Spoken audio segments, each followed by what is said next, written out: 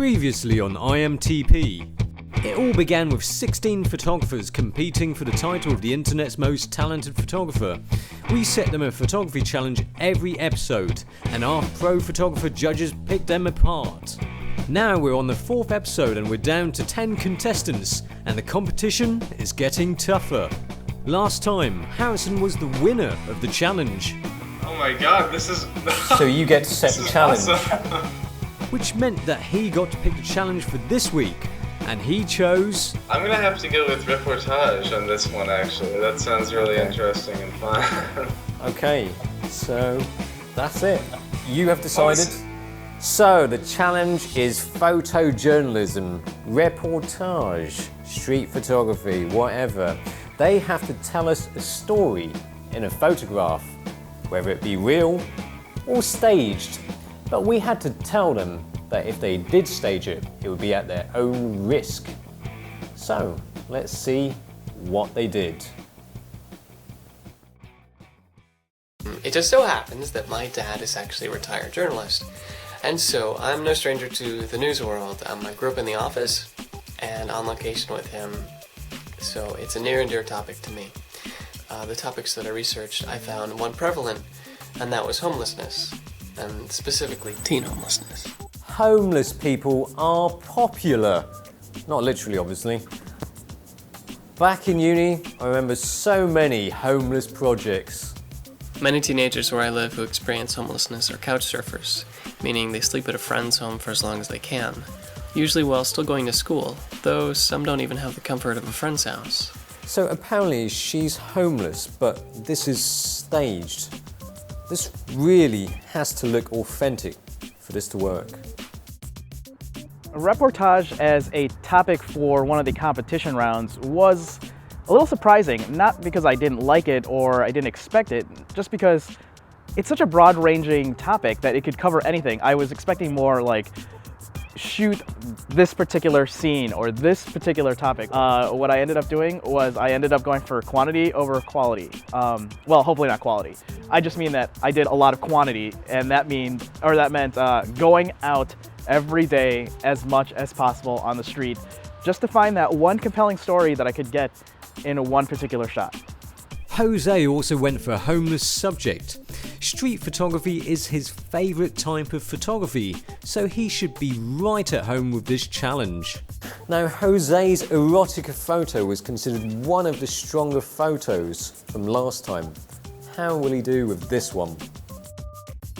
Harrison was the winner of the last challenge, erotica, so he got to pick this week's challenge. With my photo for this challenge, I wanted to show that even though it's 2011, in the US, hunger and homelessness is still a very real and current problem.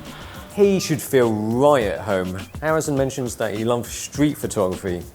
I wonder if the judges will love his work though. Being the winner of the last challenge and being able to choose what the next one was, I think it made it easier to decide kind of what I was going for this challenge. Although capturing the end photograph was still difficult for me, and it took me a while to be able to capture exactly what I wanted to. I did my photo for September the 11th to mark the 10th anniversary. And I went up to London, outside the London Embassy and Grosvenor Square in London, where one of the memorial services was taking. Quite a lot of Muslim protesters. Now, Charlie has had his ups and downs in this competition. He's been up for elimination once and saved. And he's also had a photo liked by judges, but last time he got slammed. So let's see what he's going to do with this one. Charlie went out to capture a real news story, and he got a stark black and white image. A very solid idea. First of all, I've got to say thank you to all the people who voted for me. Thank you, thank you, thank you, thank you, all the button clickers. Hessel was up for elimination last time. He's considered to be one of the contestants to look out for by the others. Because I am struck by Natalia's images and Hessel's images. The photographs they're creating are technically sound, visually and emotionally stimulating, and generally badass. They're really fun. They're really great. They're talented photographers, and I really enjoy having a bit of a scare last time, being saved by you guys. It just goes to show how no one is totally safe in this competition. I gotta say, I was kind of shocked to be in elimination, but also it made me realize that I need to be more focused on the details, on my lighting, especially my lighting. I need to be more productive. I love how he always puts a lot of thought into doing a bit of research before he actually takes the photo.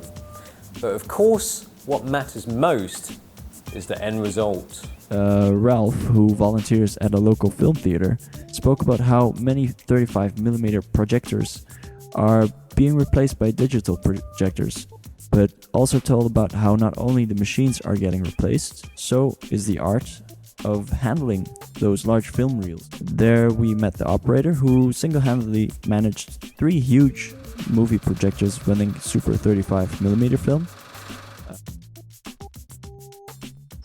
Hello, DigitalRev from Korea with love. She's in Korea now, foreign land. But is this challenge going to be foreign territory for her? Natasha's previous photos have been considered one of the better ones. She's been very consistent throughout the competition. But will she fall at this hurdle? I think reportage is one of the most special styles of photography. I mean, you can't control the situation at all, and the only thing you can use is your talent, and that's all. You can be in the right place at the right moment, and it's not so easy, of course, but if you do a really great photo, it can be a part of history. So we're out here at a Veterans Memorial, and I wanted to capture my photo for this week's task, which is reportage, a little bit of photojournalism. It's like a social document. It's something that elicits a response or an emotion. Ty's another one of those who has been consistently getting good passes. He seems quite adept at portraits. But how about reportage? Freedom comes at a cost, and we take it for granted today, but there are a lot of people who put their lives on the line, and for me it has a special meaning because I lost my father in a war, so it's a heavy cost, and I wanted people to remember that and to appreciate what we have today. My sphincter's twitching this week. I haven't eaten anything dodgy. My bowels are just twitching in anxiety. I don't know what the judges will think this time. It really could go either way. Max has received criticism for his previous photos. He's been very close to elimination a few times. We're progressing to the midway of this competition now. Can he keep up with the pace? Bloody hell, place on fire! He's got an opportunity to capture some truly heroic firefighter shots here. Also from New York, Michelle has actually decided to pull out the competition. Quite sad. Over in the UK, and Eleanor was really quite strapped for time. Really quite tight. But she did manage to get her photo in. And this is it. It is an interesting shot. She really has some creative ideas, and the technical aspects are quite good. She obviously knows how to Photoshop, but this shot really could go straight over the judges' heads. Well, there's only one way to find out. This week we had Mark, Pro Tog, and he's been called the Simon Cowell of Hong Kong by some for his brutally honest opinions. Then we have Herman Lee, who's a Pro Tog who knows how to take a fashion portrait with an iPhone 2G. And he also used to work at a major broadcasting company in Asia. Okay, so here we are for the judging for IMTP number 4, and the challenge was reportage, photojournalism. Okay, so let's have a look. First of all, we are Thai shot. There's a story in here about US soldiers coming home. It certainly fits. Yeah, it's a story. It's a story. Do you think it's visually striking? Compositional-wise, it can do better. Yeah. If I were him or her, I'll try to put this kind of independence, some more dominant, or having a more dominant presence. Yeah. Right now it's kind of like facing the background. I think it's kind of like a core value of America. Yeah. At a glance, it is blurred out, and actually the flagpole is bigger than the monument, which I think it should have been the opposite. Yeah. Maybe it's taking a shot from the other side, making the monument bigger and more imposing. Then that means that the monument is shadowing or protecting the fallen American soldiers. Okay, so just all right. Okay. There we go. It's detaches. This guy's going nowhere. That guy, yeah. This guy, yeah. So she's missing the tension between the two teams here, and the distance from the soccer ball and the soccer player is a bit too far. Football. It's a bit odd because he's always running into the frame, and the ball is on the other side of the frame. Yeah. So what's happening outside the picture? Yeah. Is there some other guy coming in to catch the ball? We just don't know. I'm not getting enough conflict between the two teams. Yeah. Now this guy, he was the winner of the last week's challenge, and he got to pick this challenge, Reportage. So of course he picked it because he was more interested in the challenge. What do you think of his shot? I like the conflict between these luxury cars and the trash can. But I'm not sure about the pose of the character on picture. I like the panorama. It's a good story. Some middle class things happening here and we have the hero right in front of the luxury cars. It's just technically very well done, but the main subject here is not standing out enough because the way it's shot. It's technical. It's the lens is not long enough, or it's not getting enough separation. The background's too busy for this character to stand out, to give us the impact. But overall, it's a good attempt to find a little bit of a contrast between all three subjects. It's okay. I like it more than the others, but it's just missing something. I can't say it's okay. It's just like saying it's iffy. That's true. So it has to be good. Let's see if this photo is iffy or not. I like it in a way that it's the heroes are very prominent there. NYFD, it's here, but this character distracting. really bothers me. That's what I'm trying to say too. Overall, I really like it, but when you first look at the picture, your eyes will be drawn to this light, and this light will draw you to this guy, and this guy's hand, which is really awkward. Yeah. And this guy is the wrong guy. If he's a fireman, that would be okay. Yeah, but he's not. Because there's quite a big contrast between that and that. Yeah, just as a graphic point of view, I would probably even print it a little darker to show these guys in a more silhouetted shape, because they're obviously firemen, and that's good enough with the white background. But this thing here, if it's like this, maybe. Yeah, somehow. Or waited until this guy moved out of the frame. Yeah, either way. This is what Reportage is all about. Just have to wait for the right moment and decisive moment. Yeah. And that's not the right moment for you guys. No. No. Okay. It's either just before or just after. Yeah. Let's take a look at the next one. This is Jose. Okay, it's a story on the U.S. economy, I guess. I can't find any serious flaw in it, but there's. I think the photographer is playing too safe with this one. Yeah. It's very safe. There's nothing wrong with it. Yeah. No. As a story, you get a lot of information. Oh, properties. Okay, housing market. Some guy doesn't have a house. When you first look at this, does this evoke any kind of emotion? I hate to say no, because because we bombarded with images like this every day in the media for many, many years, and we've seen things that are happening all over America, and I feel bad about saying I don't feel anything. Yeah. But I should feel something. But you don't. But I don't. Okay. And the next one, Eleanor's. What the This is different. This is different in many areas from the previous. You're being nice when you're saying different, aren't you? Yeah. What do you mean by different? What is wrong is in color? This is actually the first colour shot.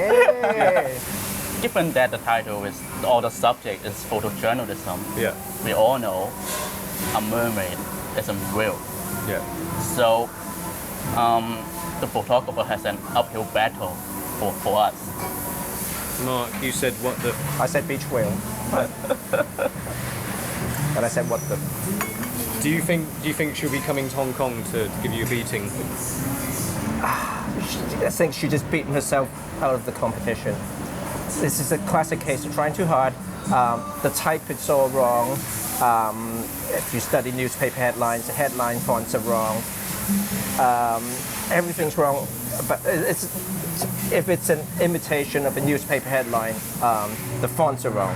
Yeah. And it's placed in the wrong place.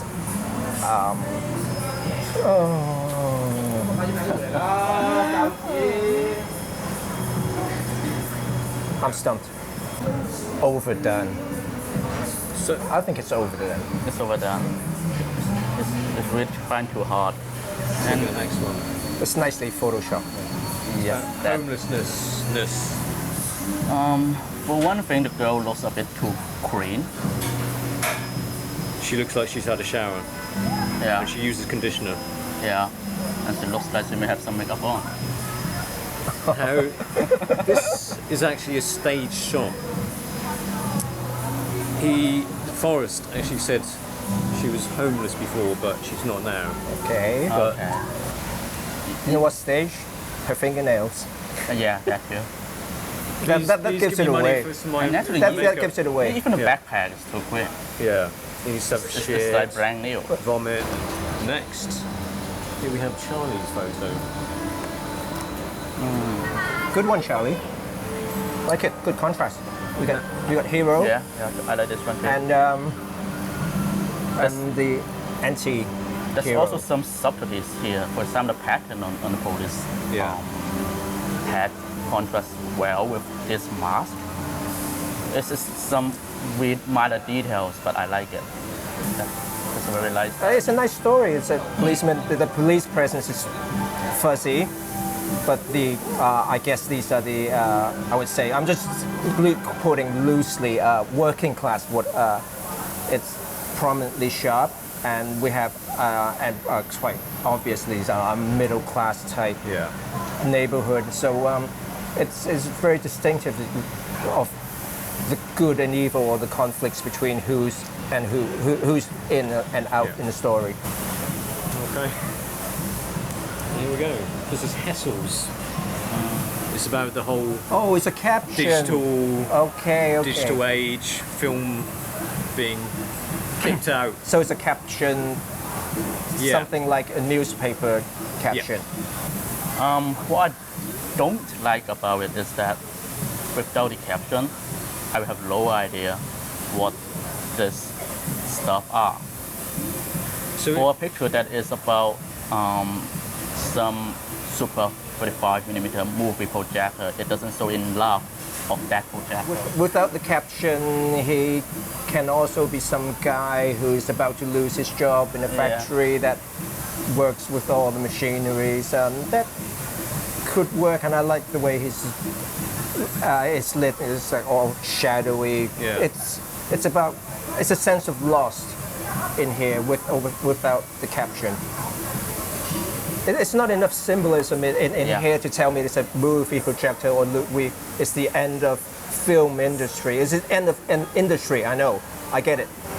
By itself, it works well enough. Yeah. But with the caption, it's just two different things trying to pair with each other. So we cover that up.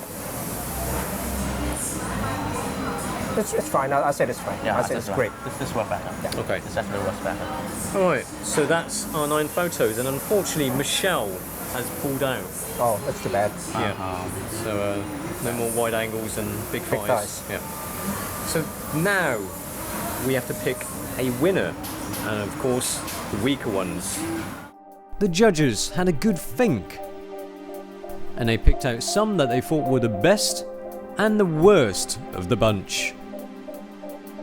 Then finally they came to a decision. Is it a secret pick? Yeah, well, I picked Charlie's. Actually, me too. I was about to say that. Alright, okay. So there we have it, the judging is done. Now we have to announce the winner. Let's call him up. Hello, Charlie. Congratulations, you're the winner of this week's challenge. Are you serious? Yeah, I'm totally serious. You're the winner. Oh my god, wait. That is so good. Yep. I'm getting up every time if it's this good news. Now, because you're the winner of this week's challenge, you get to pick the challenge for the next episode. Yes, I do. So, we've got light painting or a bottle of water. Now, the bottle of water, you have to create an ad for a bottle of mineral water. And that's about it. Now, what we're doing different this week is that the judges are not choosing the people up for elimination. They only vote for the photo that they think is the weakest. Now, what we need is for the contestants to vote for what they think is the weakest photo. And the person who accumulates the most votes gets eliminated. This was quite a surprise for Charlie and also the other contestants. Oh. Wow, you're making it so we have to stab each other in the back now, aren't you? Not stab each other in the back, but just it's a single vote. No way. Yes way. That's why I How asked. could you do that to us? Has it worked? Changed it. The producers have changed it for this week. So. Right, so we're all voting each other out. Yes, that is. You can't do that. Yep, they can. Okay. Shocking news, but of course they had to make a vote. I choose. Honestly, I think the one that least fits with the challenge is. I'm gonna have to say, the person I choose to eliminate is. Okay, so that's it for this week. Now, there's no public vote, so don't bother checking the description box, although you might want to check the description box for their websites and Twitter thingamajigs. So, that's it. Stay tuned for the next episode to find out which challenge Charlie went for and who got voted out. Subscribe.